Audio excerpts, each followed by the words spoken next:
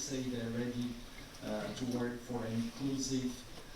But it is also true that the ICC is not going to replace what needs to happen in Syria itself, is to build up a domestic legal system that allows for fair trials in relation to all those where indeed there are serious grounds to believe that they have committed atrocity crimes.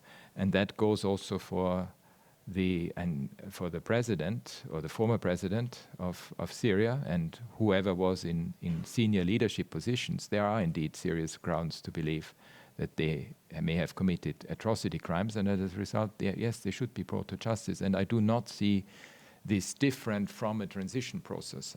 The erosion of respect for international law in the conduct of hostilities and the apparent indifference of powerful actors. Any political transition must ensure accountability for perpetrators of serious violations and guarantee that those responsible are held to account.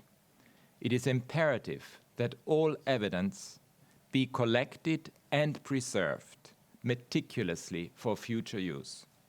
Reform of the security apparatus will be key. This transition must also ensure that the tragedy of missing people is addressed.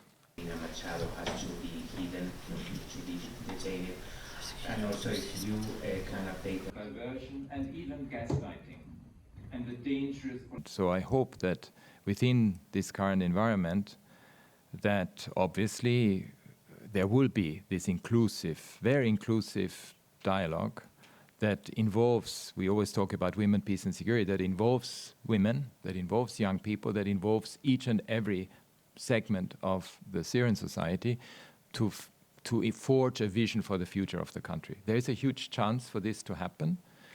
And what we have seen initially is indeed cooperation, including by the authorities that are still there, the institutions of the state. You saw that with the Prime Minister and the various factions that are currently that have taken over control. That we face in the world today. The disregard for international law and the apparent indifference. My office has continued to report to the world in detail.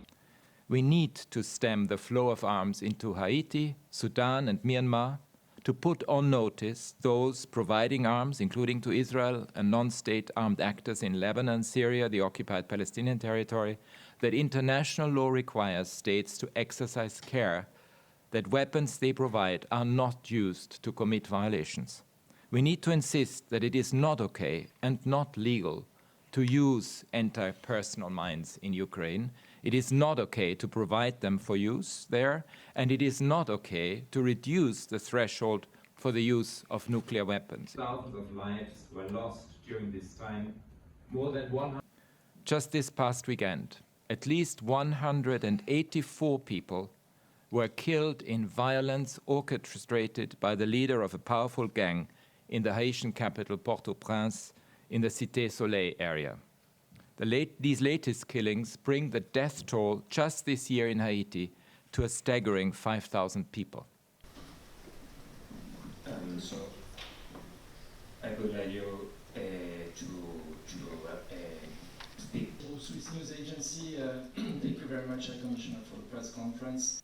It is crucial that states summon the leadership and political energy required to tackle the massive, ongoing and worsening catastrophe that is the triple planetary crisis. I'm concerned by the lack of ambition shown in the most recent climate negotiations and by reports that some countries are considering backing out of their commitments to climate action. We cannot continue like this. States have a legal obligation to prevent foreseeable harm to their people and their rights. For the future.